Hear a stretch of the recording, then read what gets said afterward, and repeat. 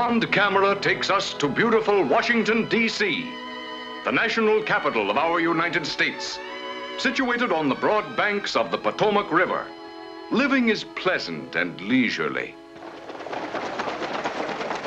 For it is a city of formality and custom.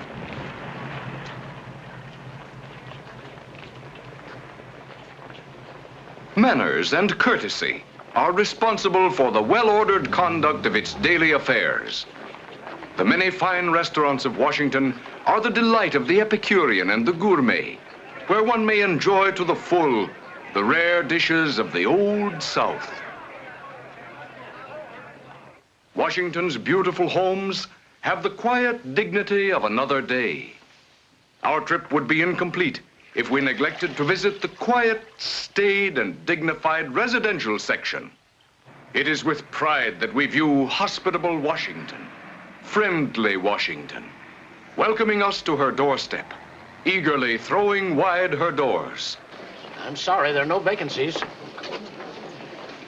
Positively no vacancies. I have a reservation. Oh, well, pardon me. What was the name, sir? Benjamin Dingle. Senator Noonan made the reservation.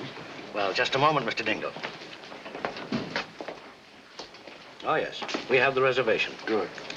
Senator Noonan engaged a suite beginning the 24th. Well, this is only the 22nd. You're 2 days early. Anything wrong with being 2 days early? Why, no, sir. Everybody ought to be 2 days early. When this nation gets 2 days early, we'll be getting somewhere. Yes, sir. But unfortunately, this suite won't be vacated until day after tomorrow. Can you connect me with Senator Noonan? The senator's out of town. When will he be back? Well, he was due back day before yesterday, but he's 2 days late. Yes, sir. Well, when Senator Noonan gets back late, tell him I was here early. Yes, sir.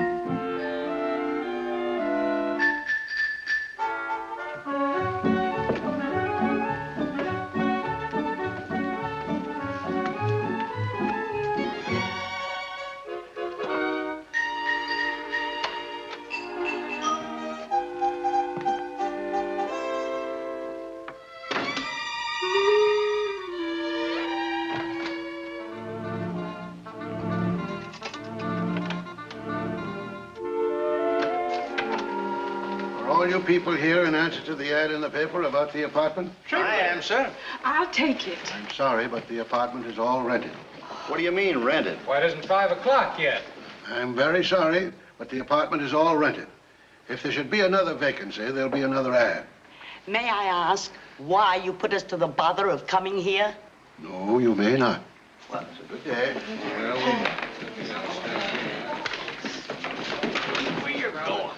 You know what Admiral Farragut said? Damn the torpedoes, full speed ahead. Damn the torpedoes, full speed ahead. Damn the torpedoes, full speed ahead.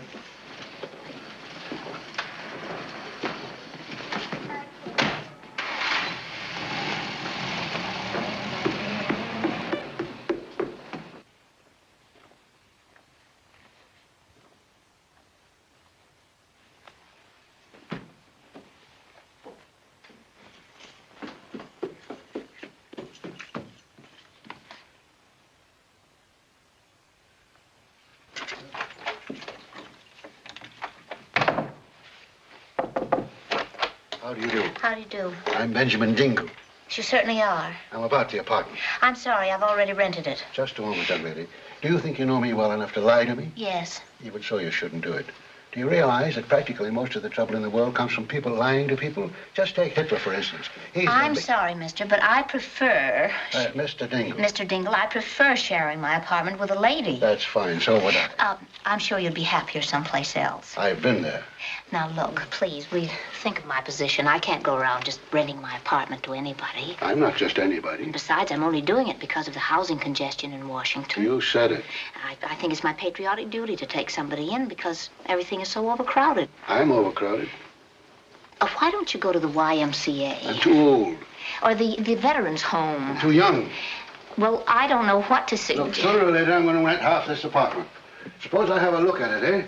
Say, you're pretty sure of yourself, aren't you? Once upon a time... You wouldn't be happy here at all. Home is where you hang your hat. This way? Now, listen. Just looking. Just looking. It's no use you're looking because I made up my mind to rent to nobody but a woman. So let me ask you something. Would I ever want to wear your stockings? No. All right. Would I ever want to borrow your girdle or your red and yellow dancing slippers? Of course not. Well, any woman, no matter who, would insist upon borrowing that dress you got on right now. You know why? Because it's so pretty. I made it myself. Then how would you like it if she spilled a cocktail all over it? At a party you couldn't go with her to because she'd borrowed it to go to it. She might have something that I could wear. Not her. Why not? Because she's so dumpy looking. Never has anything clean. That's why she's always borrowing your dresses. How do I know you'd be any better? Well, look at me. I'm neat, like a pin. Oh, let me stay. Well, look, I'll tell you what.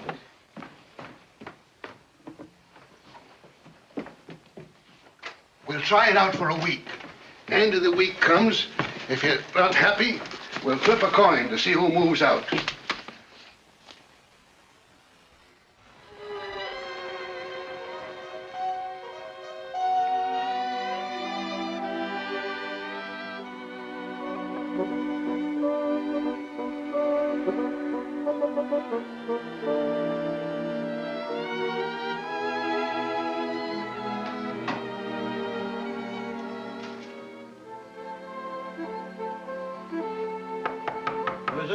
Me, of course. Come in, of course. It's your copy of the... Here's a copy of the morning schedule. The morning schedule. Oh, the morning schedule. Yes, it's a matter of efficiency. You just follow this and we won't have any trouble. Here, I'll show you. See, this is a floor plan of the apartment. Here's my room, here's your room. Here's the bathroom, and here's the kitchen. Now, my alarm goes off at 7 o'clock, and we both get up. And at 7:01, I enter the bathroom. Then you go down to get the milk, and by 7:05, you started the coffee. 1 minute later, I leave the bathroom, and a minute after that, you enter the bathroom. Now, that's when I'm starting to dress. 3 minutes later, I'm having my coffee, and a minute after that, at 7:12, you leave the bathroom. At 7:13, I put on my eggs, and I leave to finish dressing. Then you put on your shoes and take off my eggs at 7:16. At 7:17, you start to shave. At 7:18, I eat my eggs, and at 7:21, I'm in the bathroom fixing my hair, and at 7:24, you're in the kitchen putting on your eggs. At 7:25, you make your bed. 7:26, I make my bed, and then while you're eating your eggs, I take out the papers and cans. At 7:29, you're washing the dishes, and at 7:30, we're all finished. You see? It's really very simple. Do we do all this railroad time or Eastern War time? When you hear my alarm go off, you'll know it's 7 o'clock. You're a very systematic girl, aren't you? I used to work in the Office of Facts and Figures. Oh. Good night. Miss Milliken, by the way, why aren't you married, Miss Milliken? Well, really? Some high-type, clean-cut, nice young fellow. If you don't mind, Mr. Dingle. Of course, there's not many men about nowadays, but there's always one if you're out to get one. Maybe I don't want to get married. Well, don't you? Well... Or maybe you do. Well... Well, come, Miss Milliken. Make up your mind. Make up my mind? You know, damn the torpedoes! Full steam ahead! That's what Admiral Farragut said. Of all times, Miss Milligan, this is no time to be indecisive. In. If you expect to get along here, Mr. Dingle, you'll have to learn to mind your own business. These times, Miss Milligan, everybody's business is everybody's business. War brings people closer together, you know. Not you and me, Mr. Dingle. Good night. Mind your own business. Who was in his own room minding his own business when who else keep him, of course, in? One more thing. We'd better not leave the apartment together in the morning. You mean because people might think? Well, not exactly, but people are so... Me? Of course. Thank you, Miss Milligan. I thank you indeed. Good night. Good night.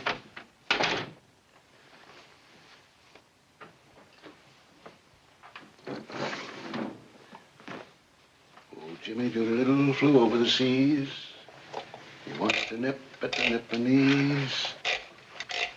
Clear the cloud and look below. Said, by golly, there's Tokayo. Oh, Jimmy Doolittle, he understood. He doed his duty, and he doed it good. Somewhere Jimmy had heard it said, damn the torpedoes, full steam ahead. Damn the torpedoes, full steam ahead. Damn the torpedoes, full steam ahead.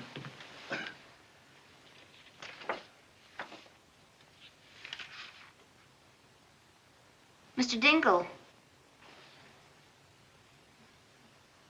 Mr. Dingle. Yes, Miss Milligan? Do you smoke in bed? No, I sleep in bed. Do I smell smoke? Only the smoke of burning memories, Miss Milligan, rising from the smoldering embers of my romantic youth. Do you keep a diary, Miss Milligan? No, I don't. Of course not. Why do you ask? There are two kinds of people. Those who don't do what they want to do, so they write down in a diary about what they haven't done. And those who are too busy to write about it because they're out doing it. Full steam ahead.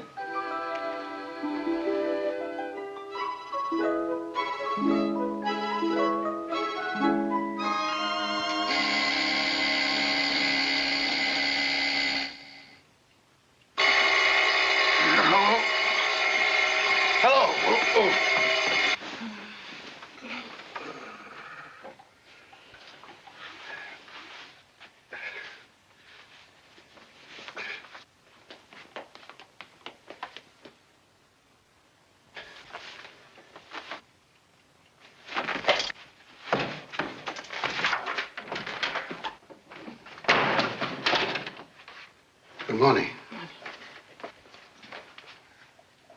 You've got a terrible disposition in the morning, haven't you? Good morning.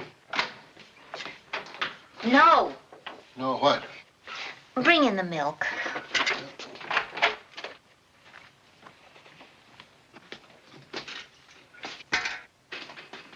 Oh!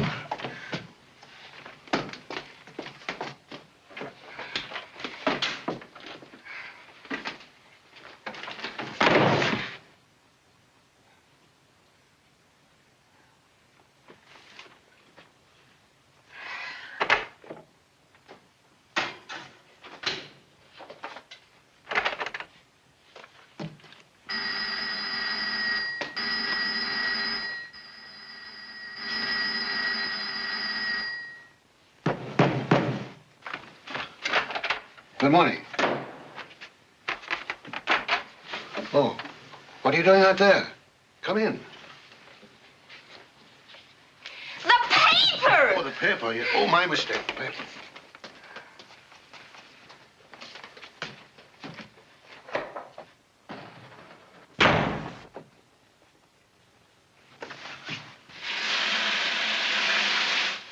Ooh.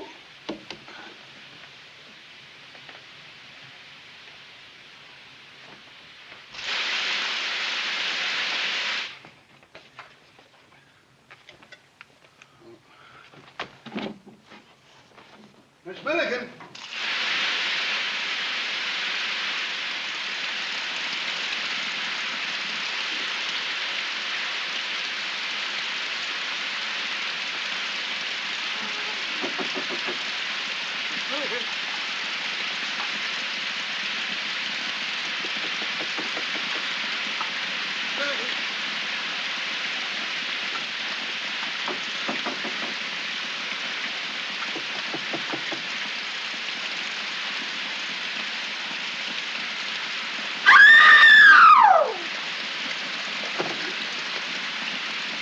Me, Mr. Dingle. You left me out.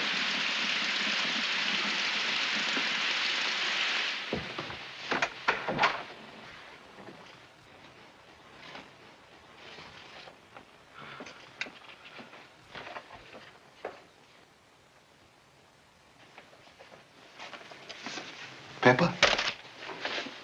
Coffee.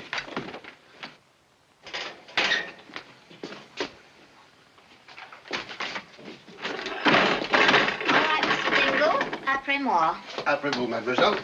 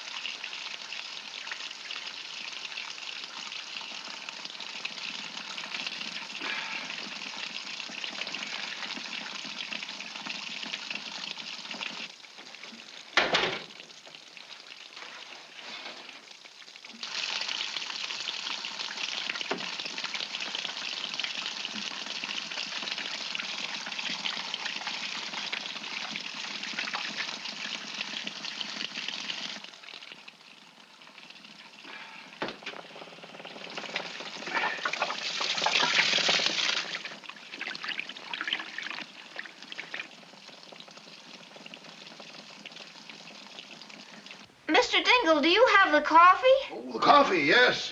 Coming, coffee. Right along, coming right along. Damn the torpedoes, full steam ahead. Coffee. Coffee. There we are. Merci.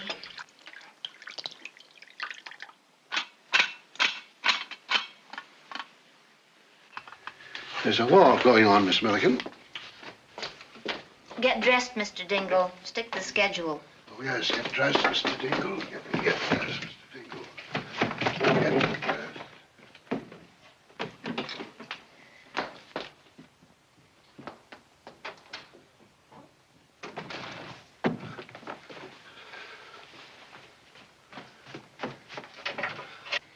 Mr. Dingle, Yes, Miss Milliken? don't forget to make your bed. Oh, yes, make the bed, make the bed, make the bed, make the bed, make the bed. Oh, yes. Make the bed, make the bed. Where are the pants? Where are my pants?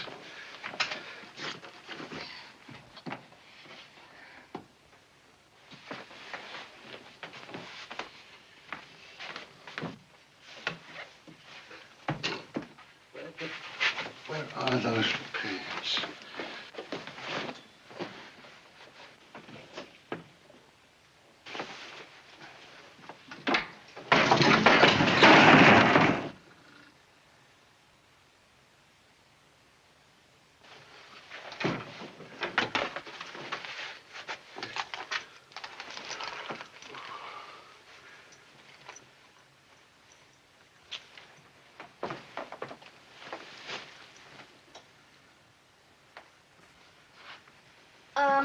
Mr. Dingle, it's 7:30.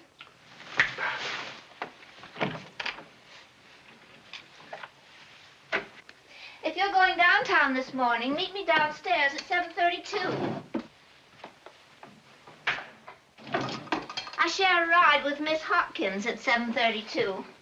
We mustn't keep her waiting because at 7:34 we pick up Miss Ledbetter. Then at 7:37 we pick up Miss Taylor and Miss Johannes. Oh, my lunch.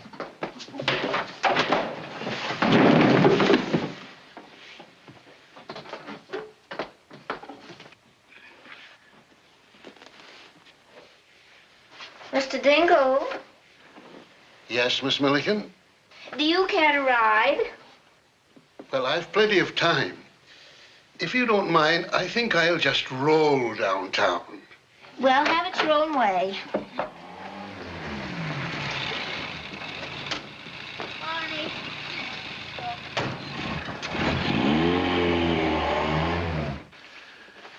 He's going to turn up to make him a one.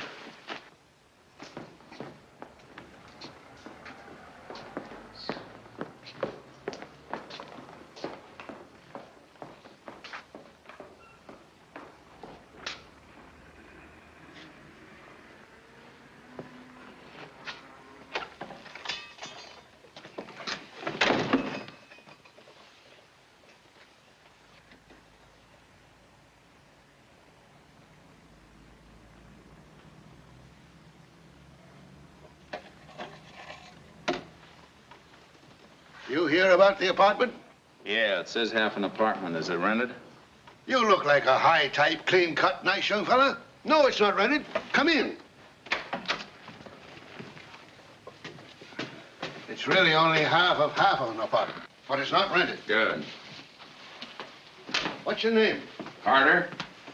Bill Carter? Joe Carter. I used to know a fella named Bill Carter. Wasn't me. Don't you suppose I know that? What'd you ask for, then? I guess I know what Bill Carter looked like. Not like me. Oh, then you know Bill Carter. No, I don't. But he sounds like a great guy.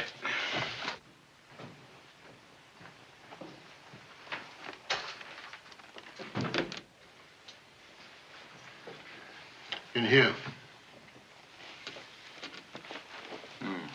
Who's in here with me? Me? How much? Well, half of mine. $6 a week. I'll take it. About time you made up your mind. 5, 6.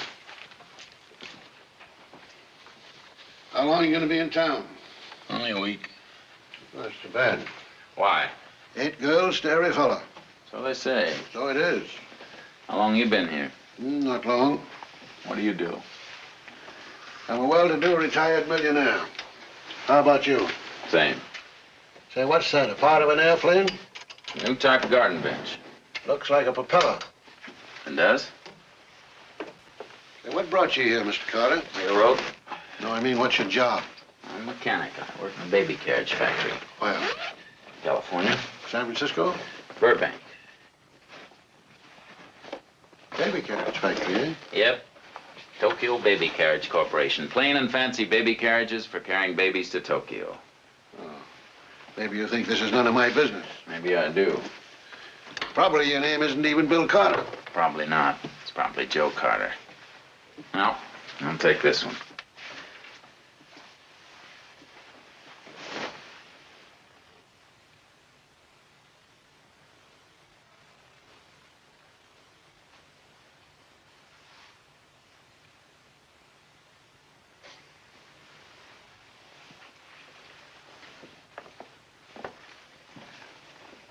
Have you got an alarm clock? Yeah, how about a key? Key?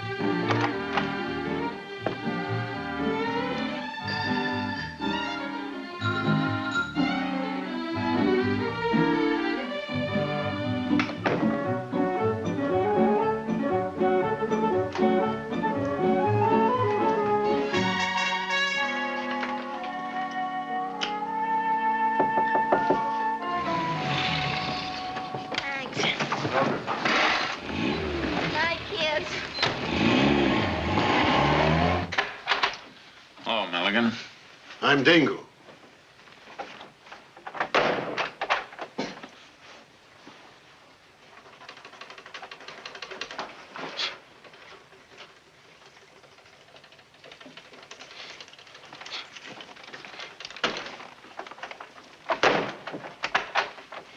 Oh, excuse me.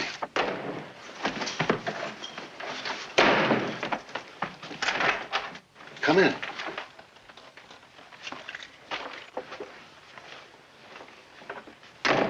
only one L in Dingle. We must have been shopping. Let me help you. Thank you.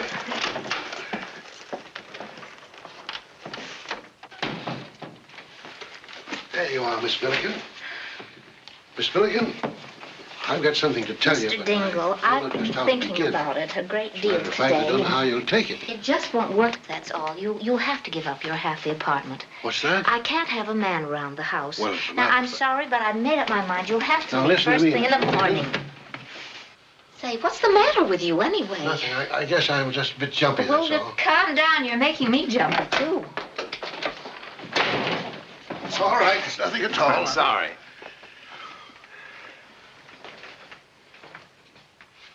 Hey, shh. Come here a minute. What's the matter, Milligan? Dingle. Now, listen, Bill. Joe. Listen, Joe. Yeah? I've got something I've got to ask you. What? Well, you might think it a bit personal. Well, that's all right.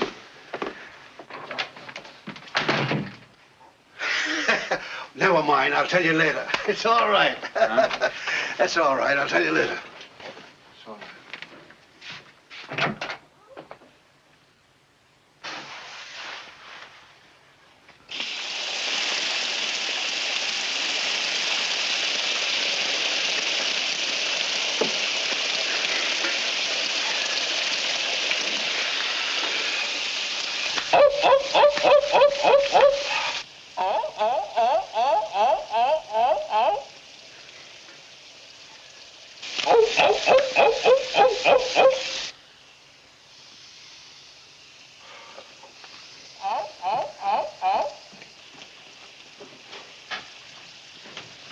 Mr. Dingle, Yes?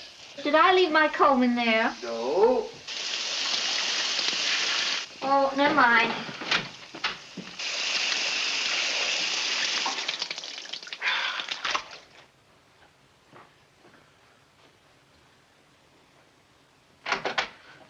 Hey, did you say something? Water.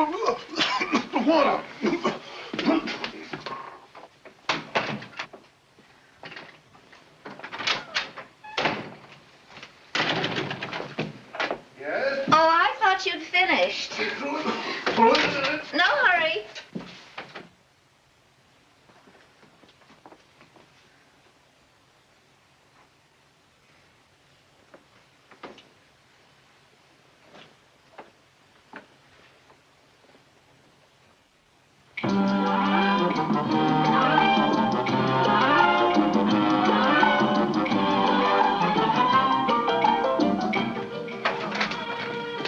Just a minute. Just That's all right, no hurry.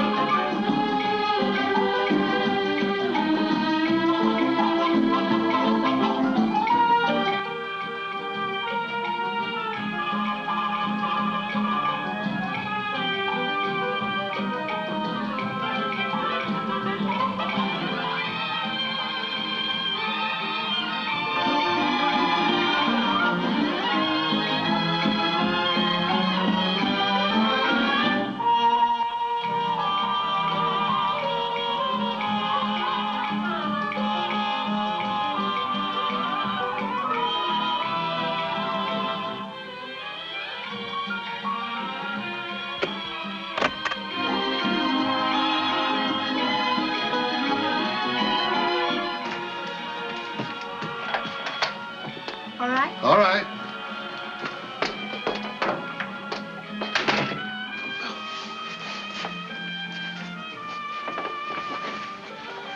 How'd they get here?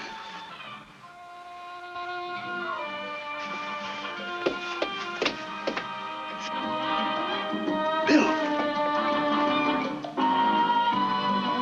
Bill.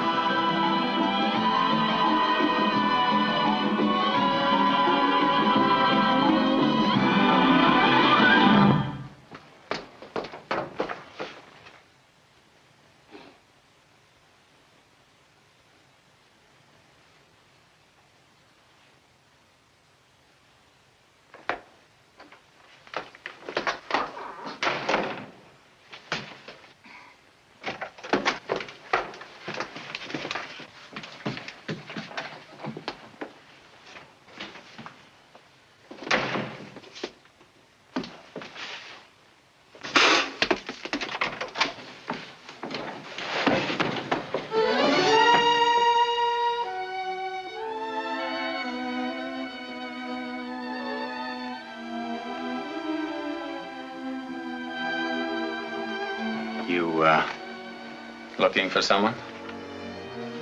Who are you? How did you get in here?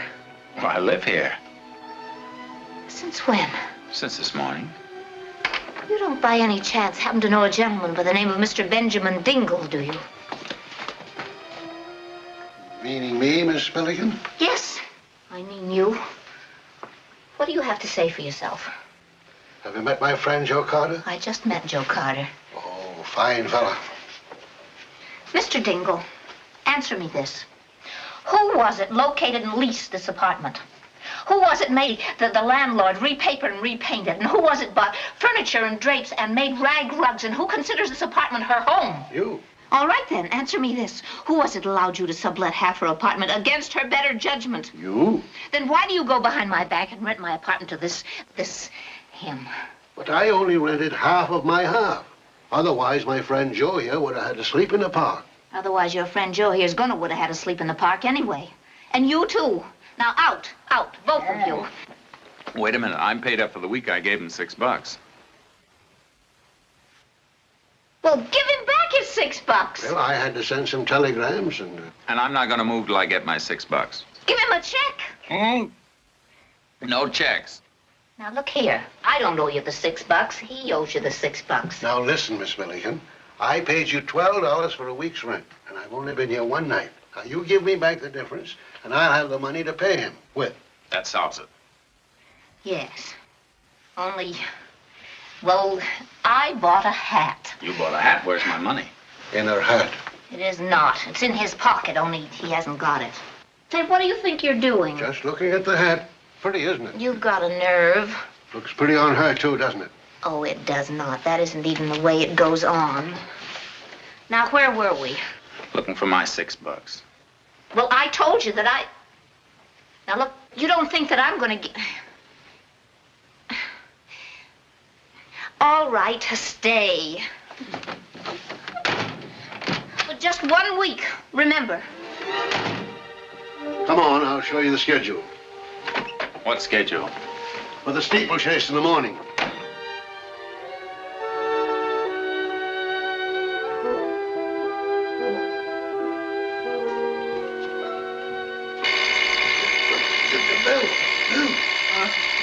Oh, Joe. It's 7 o'clock, Joe. Oh. Get up. Thanks. Hello, Milligan. Dingle. Oh, Get Dingle. the schedule, Joe. Get the schedule. Schedule. Where's the schedule? Hurry. Here it is, schedule. Oh, we're right on time.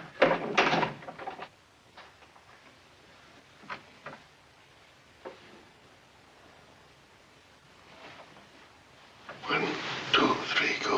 Woo-hoo! Bang, bang!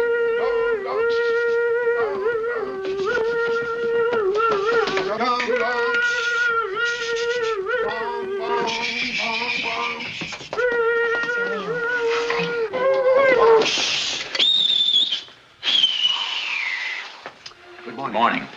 Good morning. What's for breakfast? You've had your breakfast. When? 7:07 a.m.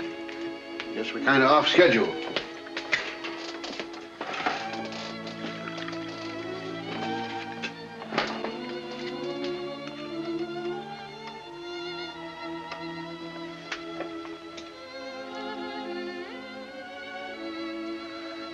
What are you gawking at?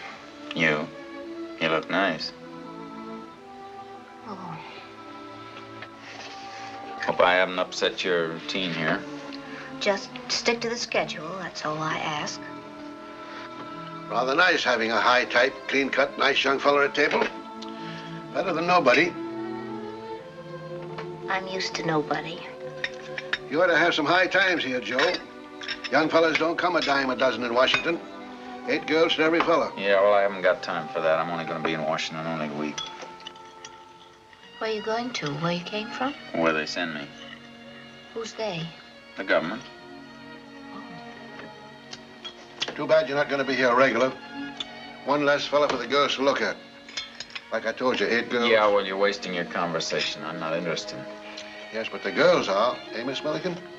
Those that haven't any men friends are, I suppose. But in the case of a girl who's engaged to be married... Engaged, you? Mr. Pendergast and I expect to be married in the very near future. Pendergast?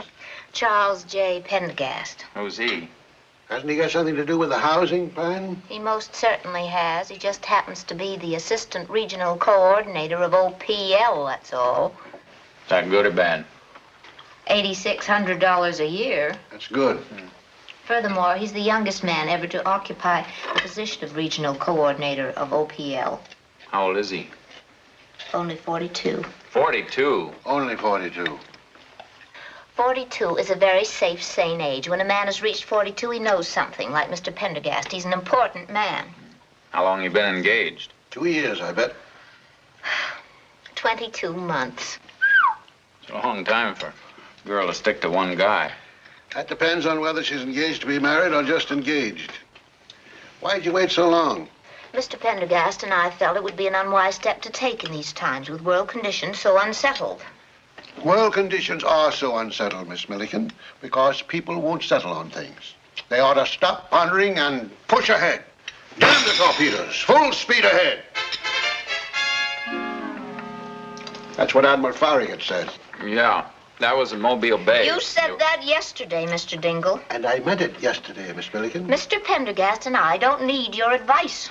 What did you say his first name was? Charles J. Well, don't you ever call him by it, like Charlie or Chuck or something? Call Mr. Pendergast Charlie. Sure, why not? Of course, you don't realize that Mr. Pendergast is the type man who has twice been to the White House to dinner. Worst food in Washington. With the president? Yes. I'll bet the president's wife calls him by his first name sometimes. You look messy. Huh? Don't you ever brush your hair? I suppose Mr. Pendergast combs his hair every hour on the hour. Mr. Pendergast has no hair.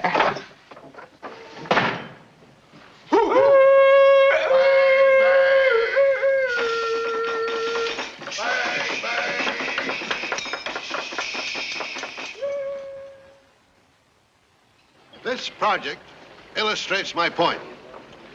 If the employees are housed near the plants in which they work, a full working day can be saved each week. He's right. Time is the one thing we cannot manufacture, but we can make speed. That's true. And if this committee will cut out all the red tape and give me permission to go ahead, I'll get things done. That's the spirit. That's the spirit, Dingle. Senator Noonan, What is it? what Mr. Dingle proposes is impossible. There are contractual obligations that have to be cleared up. Then let whoever has to clear them up while we are clearing up the ground around the defense plants for building. That's right. We must do away with all forms and obligations. Cut out all the red tape. Full speed ahead. I'd like to call to Mr. Dingle's attention that Article 847532 states that the laws of a community must regulate the construction in that community. Now, that's a fact in Pennsylvania and New Jersey. You said you represent the OPL, didn't you? Precisely. I didn't catch your name. Pendergast. Not Charles J. Pendergast. That's correct. By golly, I should have known it. To get the leopard lady single-handed. Bang! The door opens. Face to face with the leopard lady herself. You have arrived as I expected, Mr. Tracy. Now I will make a bargain with you. What fiendish plan have you now? With the death ray hours, we can conquer and rule the world. You and I, Dick Tracy. Count me out of your plan, leopard lady, for I mean to bring you to justice. Have you forgotten that I have the death ray? But without my help, it is powerless. Perhaps some boiling oil on your back will persuade you to help me. Gosh, that Dick Tracy is sure playing with dynamite. Sure is. Is that the best you can do with your time? Gotta keep up with what's going on. I missed 2 Sundays with Superman once, and I've never felt right since. Seems to me you might read something more beneficial. Like what? Like the editorials, for instance, or the columns. All well-informed people read the columnists. Such as Mr. Pendergast, I suppose. You're right, I suppose. Mr. Pendergast always reads the columnists. Are they funny? Sometimes, but no pictures. Oh, darn. Hand me that section, will you? I want to see if anyone I know is being born today. Hey, listen to this. Born today to Mr. and Mrs. Charles J. Pendergast, a son. Mrs. Pendergast, the former Constance Milliken, is doing nicely. Mr. Pendergast is doing all right, too. He gets $8,600 a year. The baby arrived 3 minutes ahead of schedule. So Mr. Pendergast refused delivery. Funny. Very, very funny. Here, I'll help you. This conversation's much too witty for me. If you don't mind, I'll just leave you two up here to laugh at each other's jokes. What did I say? Any minute now, you might say something so funny, I might laugh myself to death. But I never said a thing. Maybe I said something. If you are too weak from laughing, you might bring these things with you when you come down.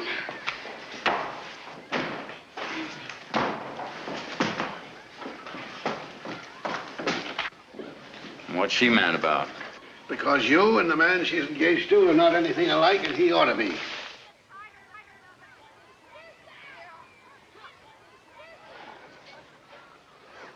You were right, Mr. Dingle. A diary. Hey, I wouldn't fool with that if I were you. Say, she's not mad with you. She likes you. You're nuts. Says you're dumb but cute. She's no bargain herself. Smart enough to get you going. I don't even know she's alive. How come then last night you said her name in your sleep? I did not. I did? Take my word. Well, guys have to say anything in his sleep. Maybe I was hollering at her. No, you were cooing like this. Connie. Oh, you make me sick. Connie. All right, all right. Hey, she says you're good company and nice to have around. No fooling, boy. I'd put that away if I were you. She says you've turned out to be a high-type, clean-cut, nice young fellow. She does? Mm-hmm. She says that...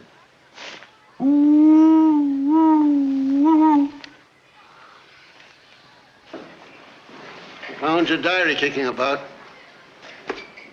You ought to be careful, Miss Milliken. You never know what kind of people are hanging around.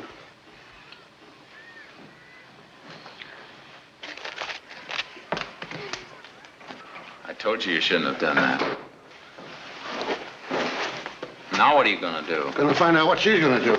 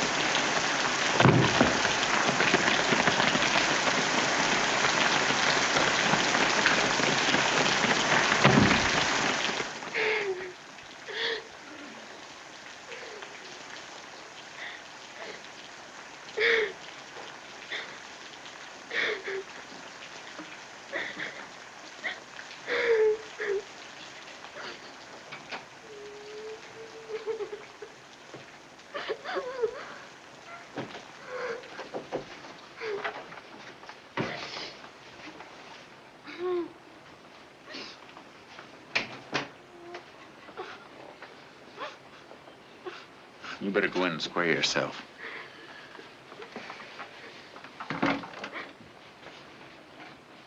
Go ahead. You remember that stuff about the torpedoes?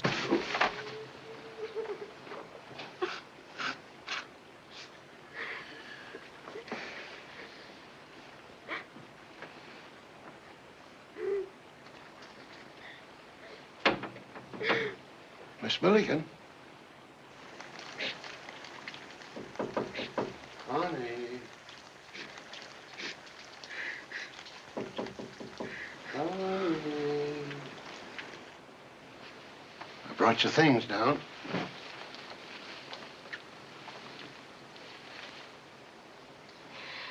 That was a miserable thing to do. If there's anything that's cheap and Contemptible. And contemptible, it's being caught reading somebody else's diary. If I caught anyone reading And you mine... had to read it in front of him. Connie, I was hardly listening. There's some things that are private, Mr. Dingle, and when people go poking their nose in, it's just too much, that's all. And you have a very long nose, Mr. Dingle. I've tried to put up with you, but you've been doing nothing but pry and meddle ever since you've been here. So you just better go pack up your things, and when I get home from work tomorrow night, you'd better be moved out, once and for all. The both of you.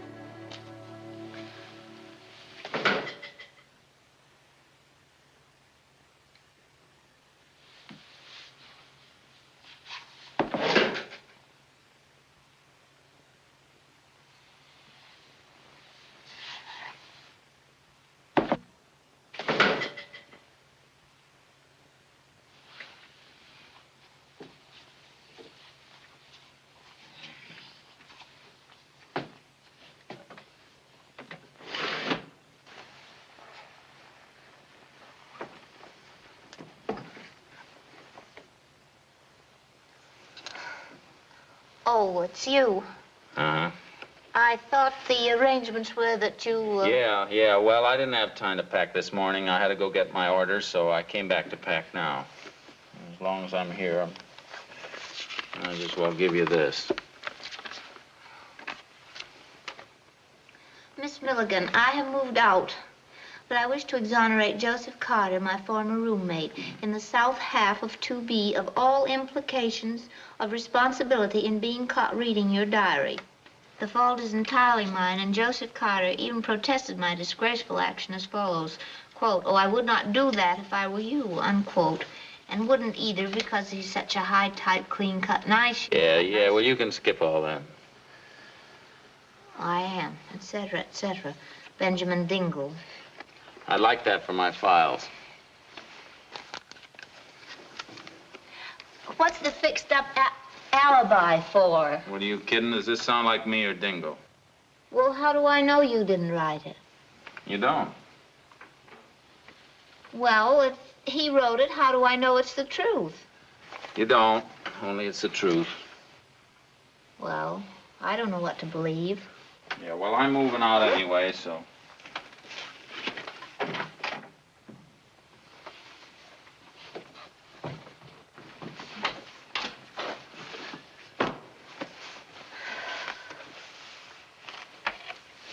Just to show you there's no hard feeling, I'd like to give you this.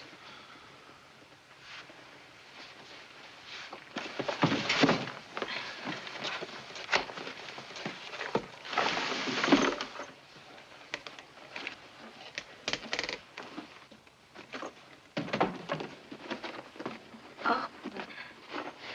But why? Peace offering. Well, you didn't have to do that. Well, it's nothing much, just a sort of genuine top-grain cowhide traveling bag with all accessories. This gadget drops down. Oh, isn't that lovely? Yeah, all these things are fitted in here. Here you have, I guess you'd know.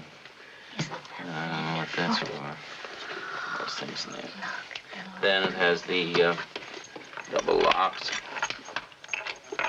Here. Smells so good. Oh, be careful. No, it has a... Can't... Are you sure? Sure. It has a special 18-inch hinge, the man said, built-ins. Yeah. So all the different things here you can do with it. Double locked. But this is for magazines and things, you see. Yeah, but it's... Oh. smell. Oh. Isn't it lovely? Oh, I couldn't take it. Mr. Pendergast would object. You have a perfect right to. Just call it a wedding present. Take it on your honeymoon. Oh, I couldn't take one man's bag on another man's honeymoon. Well, just keep it at home, then. Look, I put your initial put on C for Constance. Shouldn't have done that. Well, I didn't. C stands for Carter, too. I really bought it for myself, but the government won't let me take it where I'm going, so you might as well keep it. Silly. Look, honey, I want to give it to you. Will it kill you to do me a favor and keep it? All I'm asking is that you accept as a gift, no strings attached, one genuine cowhide traveling bag. Will you please? Well, I'm so embarrassed. Please. All right. Oh, it's really beautiful. No strings attached. No, I've got to go. Oh, here are the keys. Where are you going? Back to California? No, Africa. Ask me no questions. It's a military secret. Certain government regulations, and they just won't let you tell people things like that. I know there are a lot of things that ought to be explained, but I'll write you about it. When are you leaving? In a couple of days. For Africa in 2 days? Sure. Can't go with that on your face. Where are you going now? We won't look for another place. For just 2 days? Sure, can't sleep in the park. Well, don't you think it's kind of silly to move just for 2 days? You mean?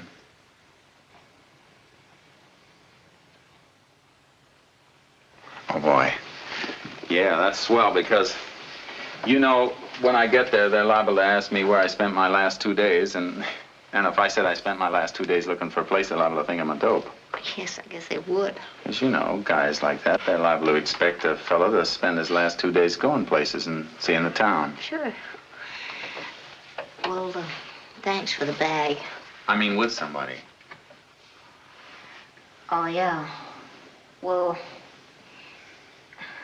thanks for the bag. Say, do you think we could go out together and have dinner tonight? You forget I'm engaged, and I don't think he'd like it. No. He wouldn't. Furthermore, I think I have a date with him tonight. Oh. Fixes that. Mr. Carter, what time have you? 7:30. Well, he's supposed to call at 8, you see, and sometimes he gets into a conference and he can't even telephone, so if that happens, naturally the date is off, so I'll wait for him till 8, and if he doesn't call, well, then I guess it would be all right, because, well, you're going to be here such a short time, and you're working for the government, and it's everyone's patriotic duty to do...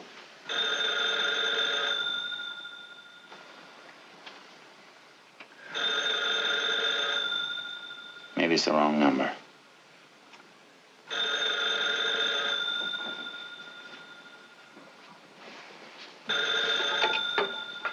Hello. Oh, it's you. Oh, well, what's the matter with you? Oh, that's too bad. Oh, you really ought to do something about that. Yeah. Take care of yourself. Do something. Oh, just a minute. It's for you, Mr. Dingle.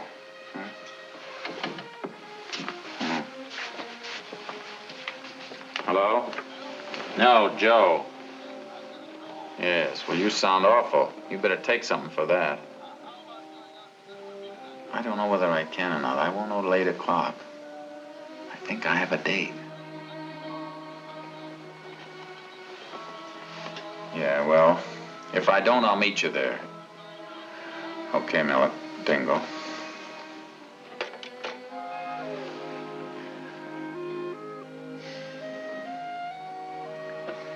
Well, I think I'd better get dressed.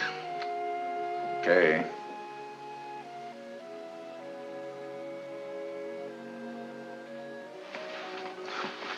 Excuse me.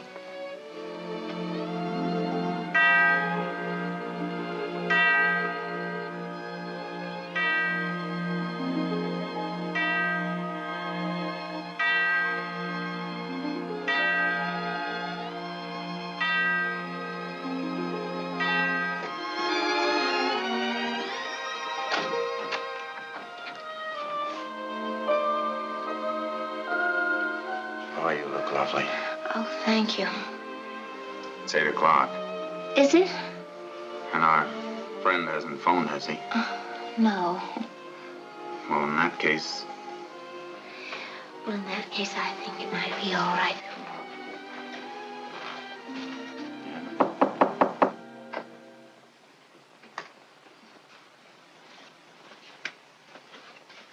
It can't be Mr. Pendergast. He always phones from downstairs. He does. Yes.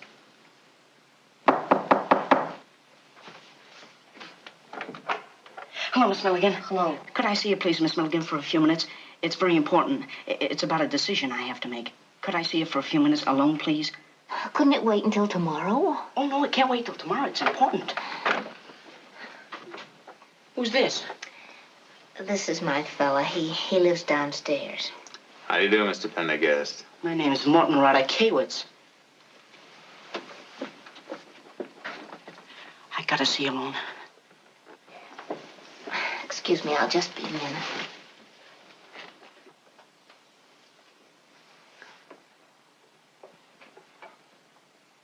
Now, what is it you want to tell me? Because I'm in a terrible hurry.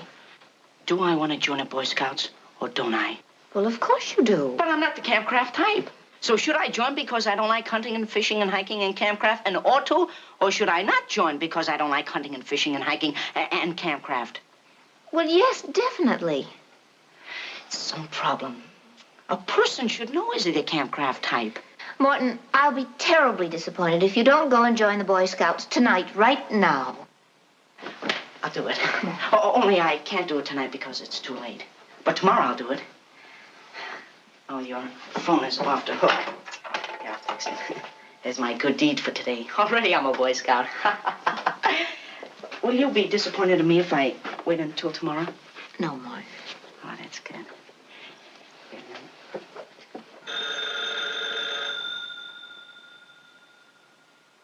Oh, your phone's ringing. It's ringing there. Thank you, Morton. So.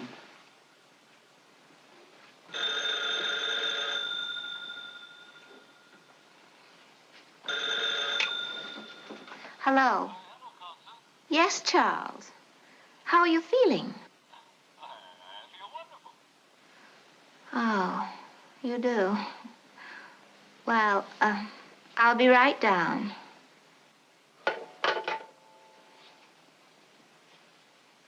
That's my date. I'm so sorry. Have a good time. Thank you. You have a good time, too.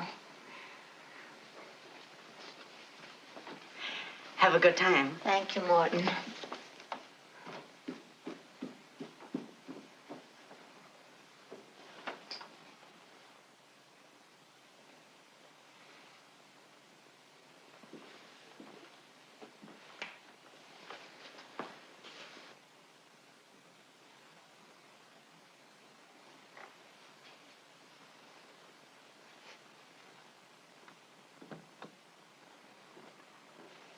Hey, what are you looking at? At Capitol Dome. You ought to not be looking out of those spyglasses. Scram. You can get in awful serious trouble doing that. Knock off, will ya? Everybody's giving their spyglasses to the Navy. I read it in a paper. Why don't you give your spyglasses to the Navy, too? Because I'm a Jap.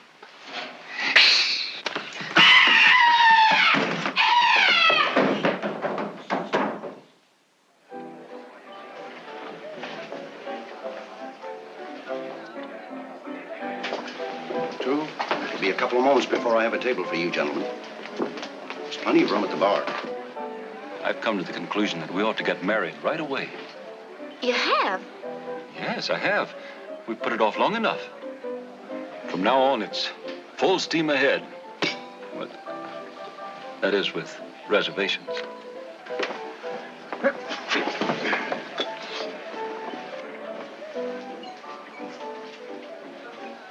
What'd I tell you? Ain't every fella. What'd I tell you? Not interested. Cheer up, Joe. We're out for a good time. Well, I thought you said something about world conditions being so unsettled and... Exactly. There's no reason for us to be unsettled, too. How about Saturday afternoon? We have half a holiday. I'll apply for the license tomorrow. Why, we can be back at work bright and early Monday morning. Gentlemen, I have your table for you now. Good, thanks. Excuse me. Excuse me.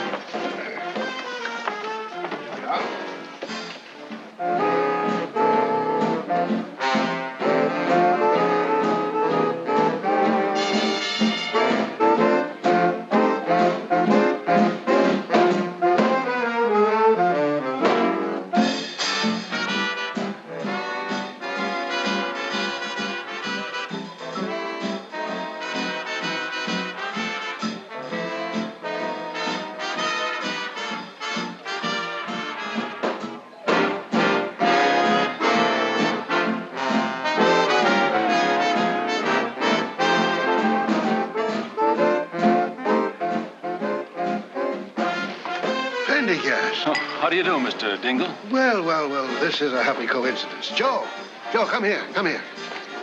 Meet my friend, Joe Carter. Joe, this is Charles A. Pendergast. How do you do? How do you do? This is my fiancée, Miss Milligan. Mr. Dingle, Mr. Carter. Delighted, Miss Milligan. Hello. Why, how do you do? Mr. Carter? Won't you sit down? Yeah, sit down, Joe. Here, have this chair.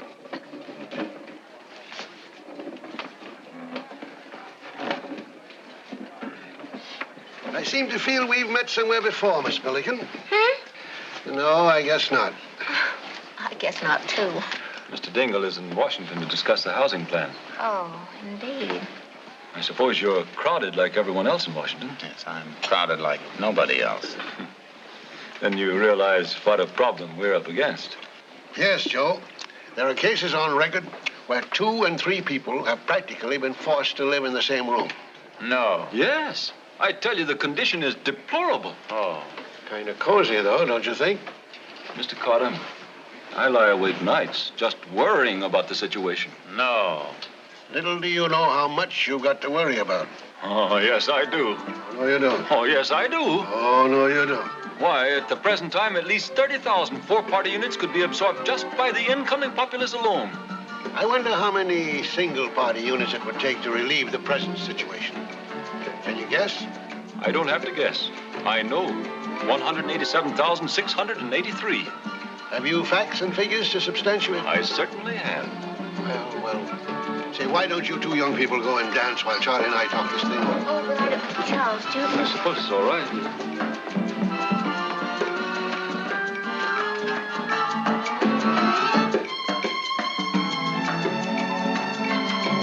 Do you figure the same way on a 3-party unit, Clark? That music, it disturbs me. I can't concentrate. My boy, you don't know how you've simplified this whole problem for everyone concerned. Come up to my suite where you can concentrate. We'll have this thing all ready to present to the board tomorrow morning. Come on. We'll roll up our sleeves and get busy.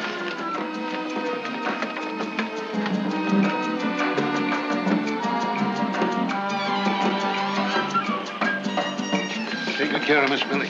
Don't worry. I'll be back, Constance.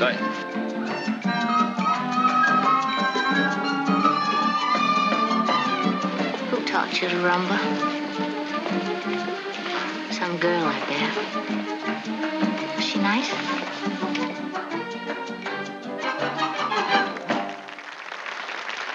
Not half so nice as you.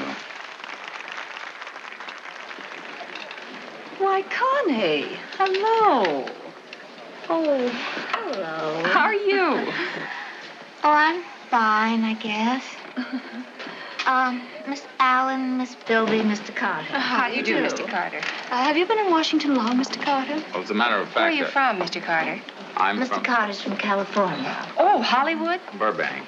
Oh, you couldn't be in the P-38 interceptor business, could you? No, potatoes, that's my line. Mr. Carter's only Oh, going you're to a be farmer. here. Burbank Sure. potatoes. Hello, Betty. Oh, hello. Miss Milligan, Mr. Carter, Miss Hopper, How do you Miss do? Chasen, Miss Bilby, Miss Ewing, Miss Dalton. How do you do? This is Miss Finch, Miss Dalton, Miss Giesekin, Miss Hopper, Mr. Carter. How do you do? Miss Allen, Miss Giesekin, Miss Finch, Mr. Carter. How do you do? I'm Miss Milligan. Miss Milligan, Yes? you're wanted on the telephone. Oh, thank you. Excuse me.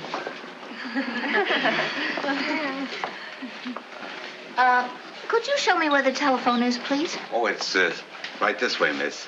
Oh, Over thank you. here. Yes, I think so.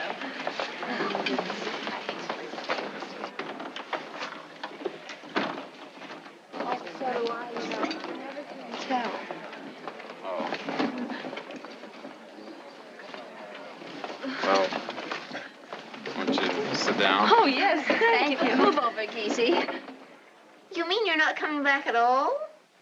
Mr. Dingle says that Mr. Carter will be glad to take you home. Mr. Dingle says that you won't be taking Mr. Carter very much out of his way. Oh, it isn't out of his way at all.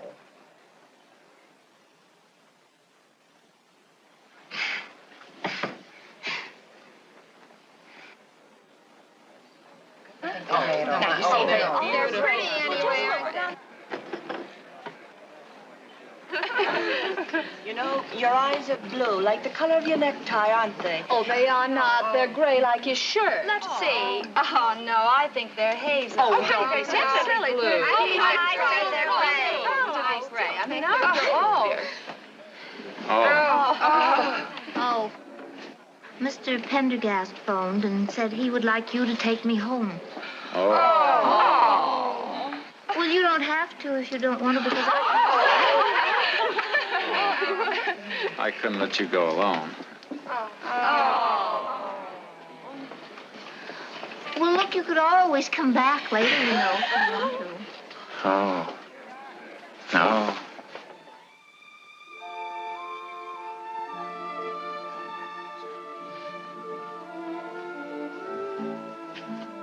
Who's we? Oh, my mother and father and my sister. Oh. And on Sundays, we generally go down to the beach. What beach? Pacific Ocean Beach. Oh, who goes? Okay. Like who? Oh, like Bob Rowe and Bill Whittemeyer and Jeff York. Well, don't you ever go with any girls? Of course. Well, who? Helen Tuttle. Is she your girl? I'll just go with her. Long time? No, just a girl I know. Is she your girl? No, I just go with her. Is she attractive? I guess so. Well, who did you go with before that? Oh, Elsie. How long? A couple of months. What happened? She wanted to get married. Well, what happened? She got married. Who did you go with before that? Martha and Adele, I think. What happened to them? I still go with them. Are you afraid to get married or something? No. But, well, I don't want to get involved. Well, they say that's what happens to a man when he gets married. Yeah, well, marriage is okay if you want to be. I expect to be very happy. You do? Yes. I consider myself a very lucky little lady. How's that? Being engaged to Mr. Pendergast. Oh, yeah. $8,600 a year. Oh, that's a lot of money. Sure is. Especially if people are highly intelligent, like Mr. Pendergast, know how to budget and plan. Sure. We're planning very carefully. Yeah, that's the way to do, all right. Take my engagement ring. Don't you think it's nice? Not gaudy, I mean. You bet. Well, we thought, Mr. Pendergast and I, that it would be better to get a conservative ring and put that extra money into our home, you see. It's the way to do, all right. We found a lovely little house in Georgetown. For after the emergency, of course. Sure. Mr. Pendergast is so busy now that he just doesn't have time to think of it even. I can understand that. Why, just last week, one evening, he had a dinner conference with Leon M. Henderson, Donald M. Nelson.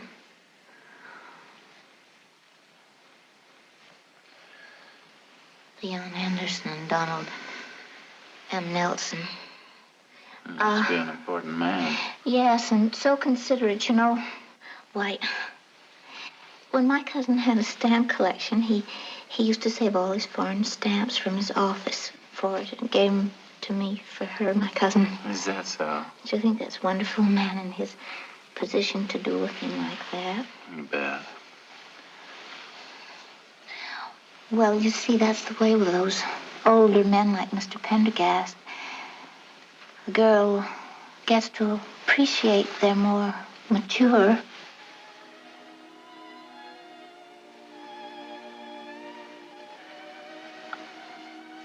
viewpoint.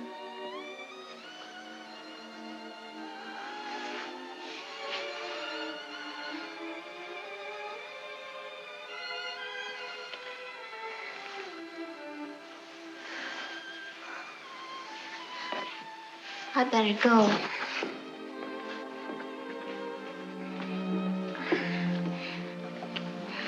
Good night, Mr. Carter. Good night, Miss Milligan.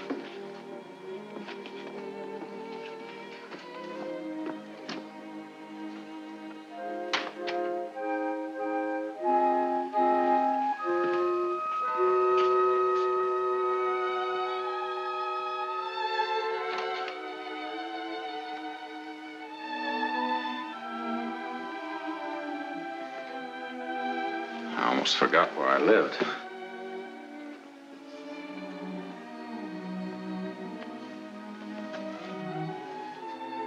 Night.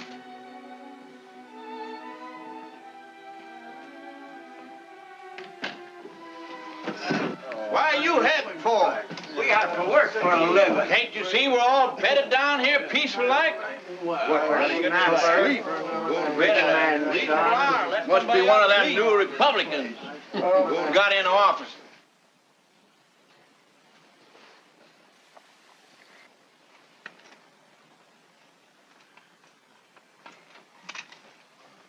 Here, I have my Dingle's key.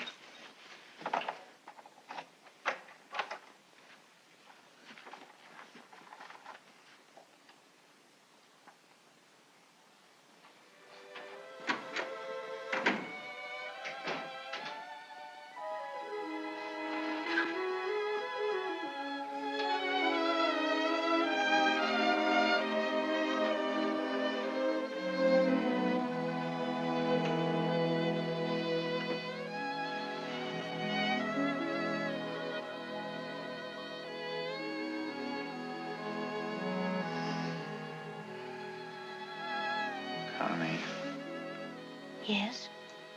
you sleep? No. Me either. I've been thinking. I've been thinking, too. What about? Mr. Dingle. Oh, It's all right for Dingle to talk. He hasn't any decisions to make. But for a person like me,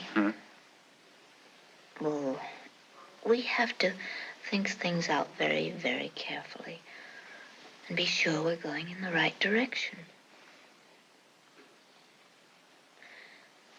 For instance, Mr. Pendergast wants us to be married right away. You know, our engagement. Yeah, I know. You take my case, too. I have to go across. Special duty. I'm not supposed to talk about it, but I guess under these circumstances it'd be all right. I may never come back, and under those circumstances, a fellow has to figure on that.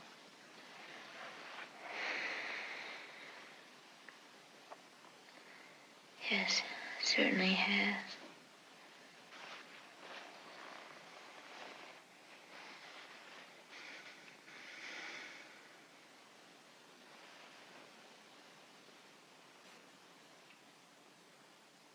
Connie? Yes. You asleep? No. Have you got an aspirin? No, but I got a headache. Me too. I can't sleep. You can't? No. Why can't you? I love you, Connie.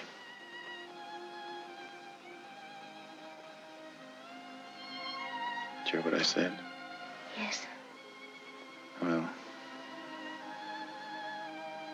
if you feel the same way, would you tell me? Would you stay right where you are? Yes.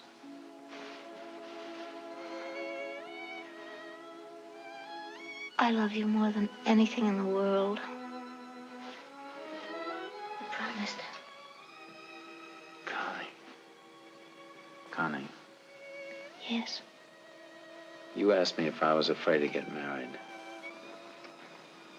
I'm not afraid. Hmm?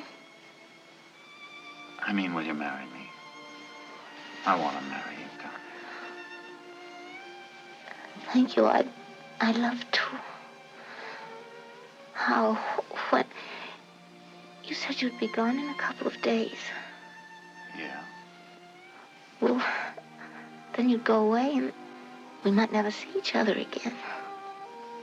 Yeah, but... Well, don't you see?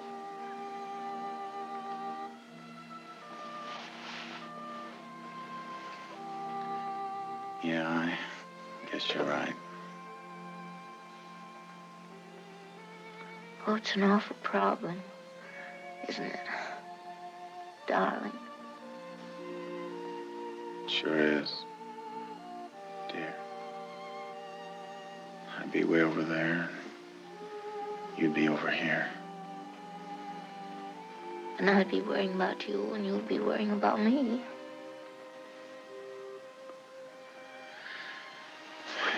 That's no good at all. I guess not, huh?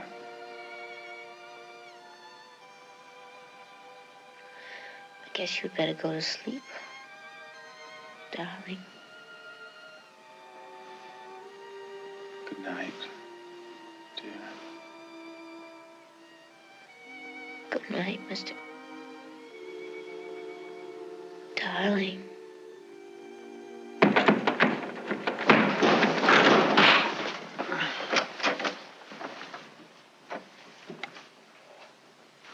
What's your name? Joe Carter. My name's Evans. This is Mr. Pike. Federal Bureau of Investigation. FBI, huh? Yeah. Want to talk to you. What's going on here? Don't be alarmed. We're just having a look around, Mrs. Carter. I'm not Mrs. Carter. I'm Miss Milligan. He's just a friend of mine. A very good friend. Look, he lives in here and I live in here. As a matter of fact, she's my landlady. What do you fellas want here, anyhow? We got a report you've been having a peek at Washington. Yeah? Well, what's wrong with that? Depends on how you see it, Mr. Carter. Nice view from here. Right into the government printing office with a pair of binoculars. Uh-oh. The binoculars. They think I've been looking at government stuff. Your friend, Morton Rhoda Kawitz. What's this? My uniform. Why don't you wear it? Well, I always sleep in my pajamas. I mean early in the evening. Why didn't you wear it when you were looking out of that window with those binoculars? Well, I can see all right without it on. Well, you got a mouthful of funny answers, haven't you? Better get dressed, both of you. Why do I have to get dressed? Because traffic's jammed up enough the way it is. Let's get going. You stay here.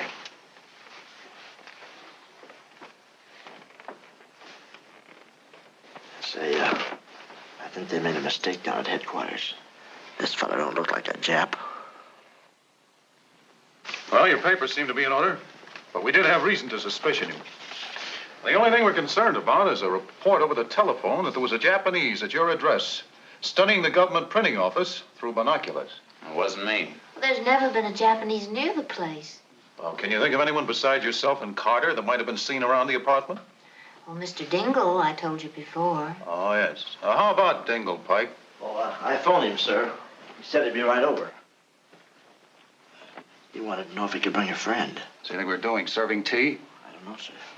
It was mighty nice of you to come traipsing over here with me at this time of night. Well, you ought to know me well enough by this time, Mr. Dingle, to realize that when things have to be done, I don't procrastinate. I don't know what this is all about. There's no telling how long I'll be held up here. Now, tut, tut, tut. Everyone over here knows me. I'm sure my presence will speed things up. Then we can get back to our work. That's the spirit. The average man would say, let it go till tomorrow. Not you, Charlie. You're a go-getter, my boy, a go-getter. Hello, Pike. I'm Pendergast. This is my good friend, Benjamin Dingle. Oh, yes, Mr. Dingle. Who's on duty? Harding. Harding?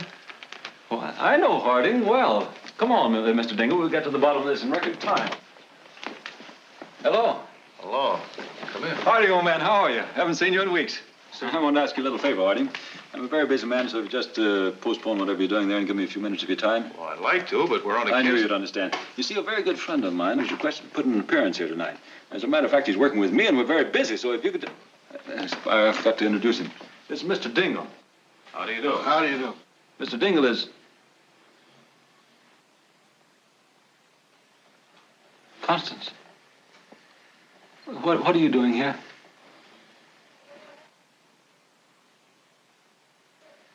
What is it? What's the trouble? What's the matter? Speak to me. Hello. It's nothing to get alarmed about, Mr. Pendergast. Merely a routine investigation. You see, we received a wire report over the phone. Yes? We receive hundreds of them, usually mean nothing. Well, I should hope so. I've known Miss Milligan for 6 years. As a matter of fact, she's in my department, and we're in... Carter! How have you been? Really, Constance, I'm afraid I don't understand. Look, the whole thing could be explained if you just let Mr. Dingle speak. Please, Miss Milligan. Excuse me. Now then, Carter. Present? Step over here, please. Did you say that Mr. Dingle could explain? You, Pendergast. Yes? You can talk after I'm through with Carter. What's Carter got to do with it? Sit down. Carter was in Miss Milligan's apartment when we arrived, and he was in possession of these binoculars. What was he doing with his binoculars in your apartment? Now then, your address, Miss Milligan. 1708 D Street, apartment 2B. Beg pardon, I meant Carter. Burbank. It's 651 Sunnycrest, the house on the corner. No, here in Washington. Well, that's 6310 Munitions Building. I mean your Washington address, where you sleep. I sleep. On D Street, I think it's 1708. 1708 D Street, apartment what? Apartment? Apartment number. 2B.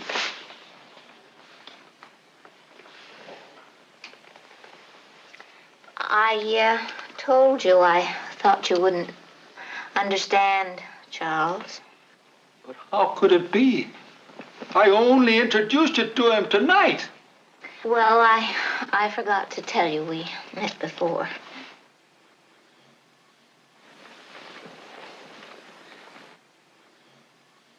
It can all be explained. You see, I sublet half my apartment to help relieve the housing shortage. To Carter? No, to Mr. Dingle, and Mr. Dingle sublet half his half to Mr. Carter. I'd like to believe you, Constance. Well, you believe Dingle, wouldn't you? Yes, just ask Mr. Mr. Dingle. Mr. Dingle. I beg pardon? You've got to help us out. Yes, Ben. Of course, certainly. What can I do? Well, Mr. Pendergast thinks that Joe and I... Really, Constance? I don't know what you expect to prove now. That Mr. Dingle was in the apartment all the time and rented half of it to me. Yes. What apartment? Miss Milligan's apartment. Has Miss Milligan got an apartment? Are you kidding? You know I have. You live there. I'm sorry, but I live at the Wyndham James Hotel. Don't I, Charlie? Of course. You were over there with me this evening, weren't you? Oh, yes, of course. They know I was with you. Mr. Dingle, how could you? I'm very sorry. I'd like to help out you young folks. But after all, there's no use lying when the truth is staring you in the face. It certainly isn't. If you were a younger man, I'd punch you right in the nose. If you were a smarter man, you'd use your brains instead of your fists. Come in. I'm sorry. I thought I was in my office. Major Denton to identify Carter. Oh, yes. Come in, Major. Are you Mr. Harding? That's right. How do you do? Hello, Sergeant. What's trouble? They think I was looking at the government printing office with those binoculars. Well, were you? No, sir. We've already discovered that, Major. Now, if you're willing to vouch for Carter. Certainly. He's here on special duty. Oh, thank you very much.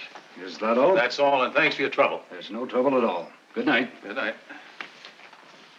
You have your orders, Sergeant. Yes, sir. Well, I guess that about clears everything up, Inspector. That's right. Show him out of it. Sorry if this has caused any of you embarrassment. Embarrassment?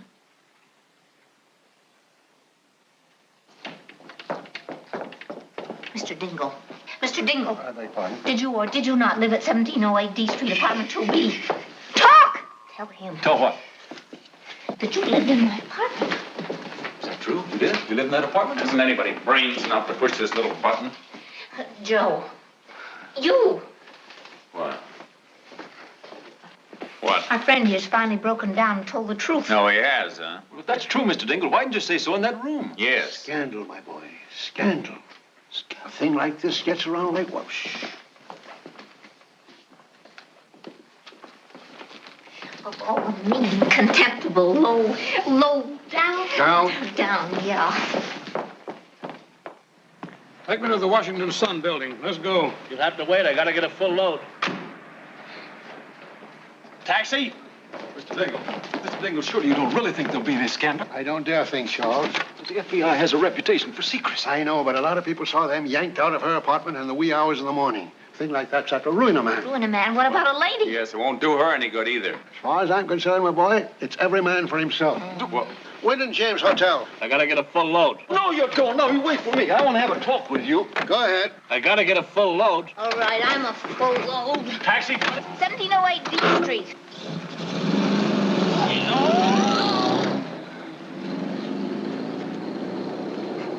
Now, see here, Mr. Dingle. If there's a scandal, you're responsible. You've put us all in a bad light. I know, it was cowardly of me, but I can't afford... You can't afford. You're going to Michigan tomorrow. I have to stay right here. I'm engaged to Miss Milligan. Our engagement is widely known. You get off scot-free by lying, and I'm right in the middle of things. But you're a young man, Charlie. I am a young man, yes, with a career that's just beginning. Yes, by all means, let's protect your career. I don't matter. My position doesn't make any difference at all. It's the only Charles J. Pendergast. Don't you shush me. You've been shushing me for 22 months now. You've shushed your last shush. For 22 months, I've been engaged to a career, not a man. Here, perhaps this will relieve you of this embarrassing situation. Now, take your career and go run for cover. Constance, maybe I was hasty. You certainly were. Then I apologize. Now, will you take back the ring? No! I'd think twice if I were you, Miss Milligan. About what? Well, in your position, you can't afford to burn your bridges behind you. You mean by being engaged to Mr. Smug here, I can keep my respectability? Not only by being engaged, but a quick marriage before the story gets out. Then let it get out! Look here, Ben, you're making a 5-alarm fire out of this thing. Nobody's going to hear this story unless you shoot off your big mouth. Me? Joe, you're doing me a great injustice. Hey, mister. You in the corner pocket. Yeah? You wanted the Washington Sun building, didn't you? Yeah. Well, there it is. All right, pardon me, please. Oh, me. In a dull night, I finally got a good story. Thanks to you, Mr. Pendergast, isn't it? Yeah, Pendergast, Charles J., OPL. Thanks. Yeah, driver. Got a deadline to make. Good morning. Good morning. What? The newspaper man!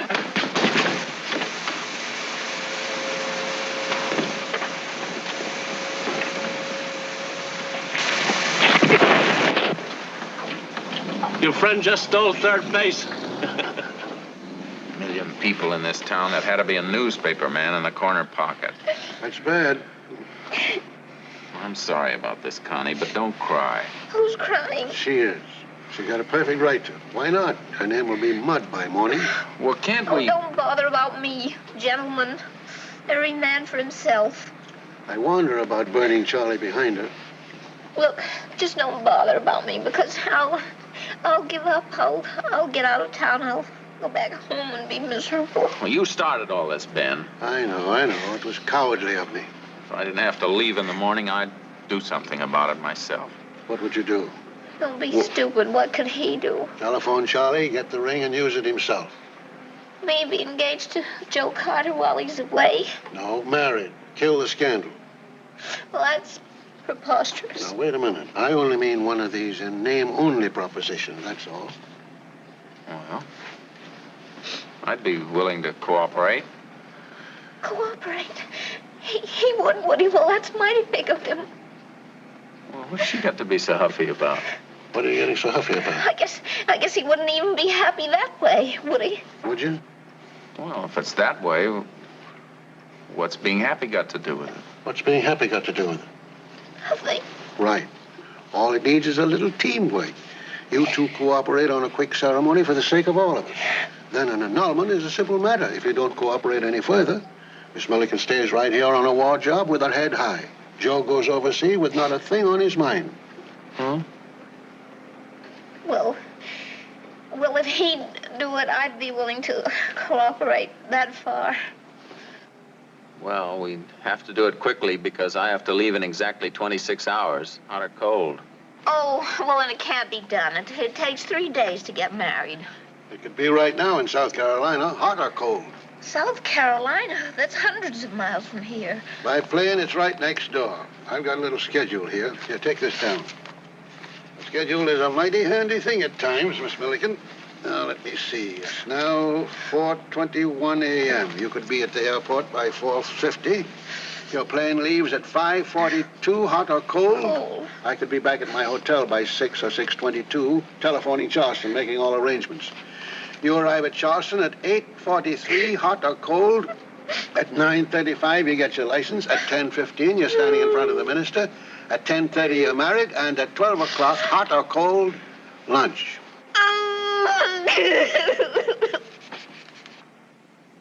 Here's your 50-cent blue plate. What kind of fish is this? Catfish.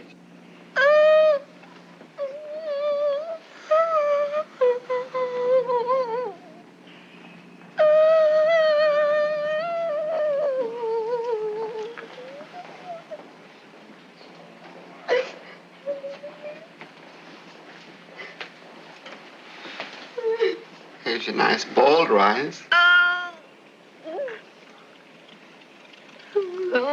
What's the matter, honey? I never thought when they threw rice at me it would be boiled. Look, we better hurry up and eat our lunch and get out of here. Let's go.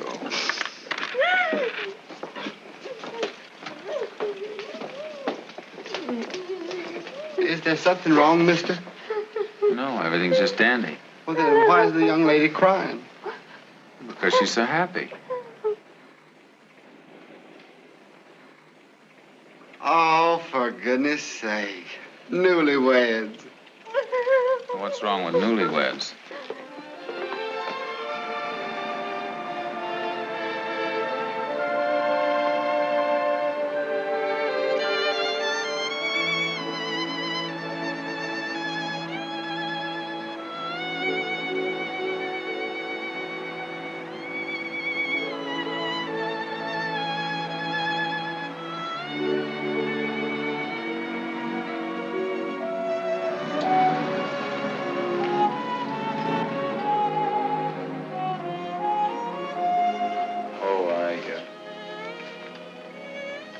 better give you this license, because then if anybody asks you if you're married, you can just show them that. Oh, thanks. Thanks for marrying me, Joe. It was a pleasure. Well, I guess I better go up and pack my things so you can get an annulment. I can go to Africa with nothing on my mind. Yeah.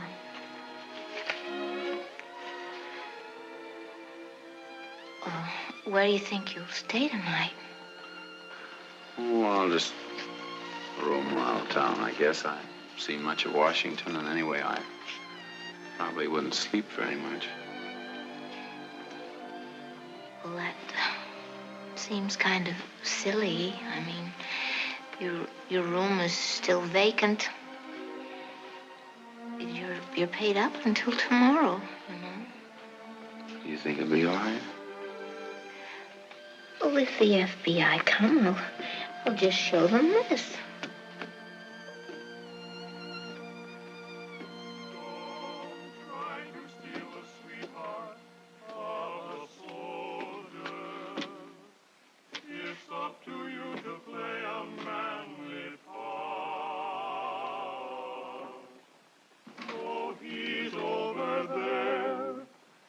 She's over here, still she's always in his heart.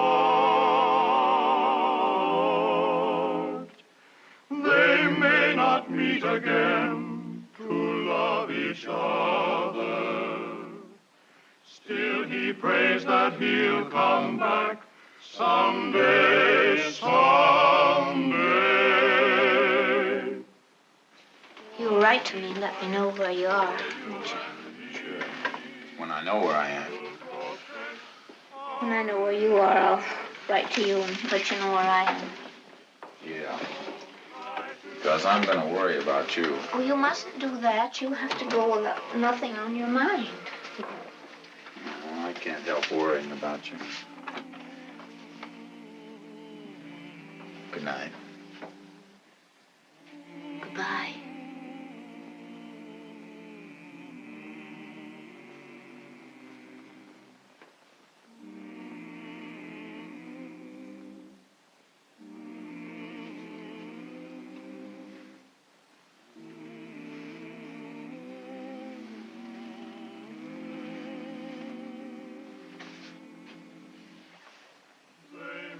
Bye.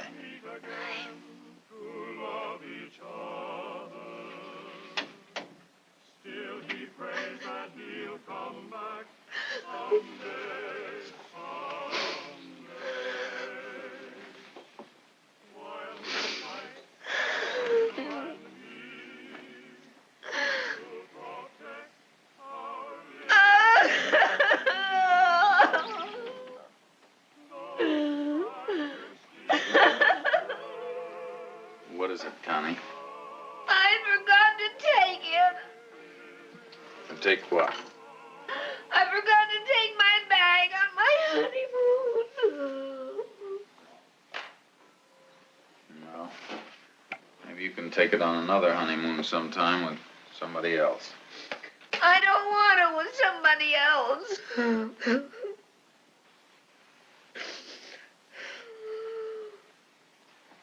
Oh, another thing. Don't take in any more rumors. Why? Why? Because you pick up a lot of riffraff that way, that's why. Well, I was only trying to be patriotic. Yeah.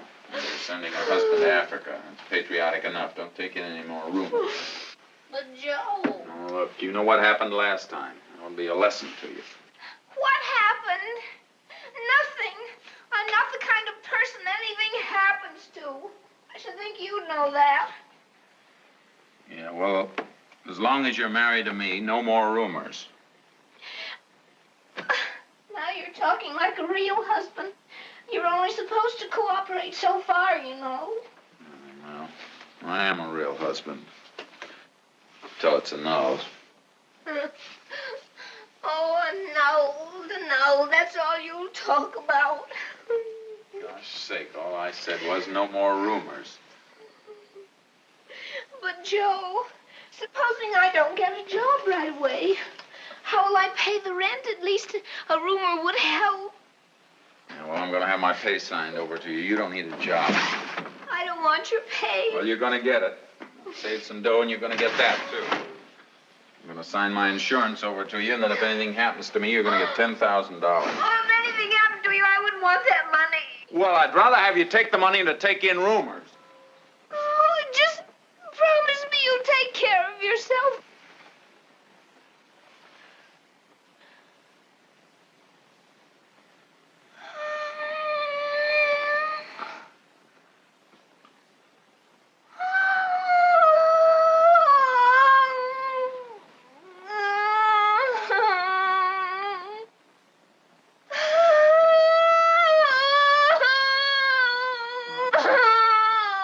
Oh, don't cry, baby.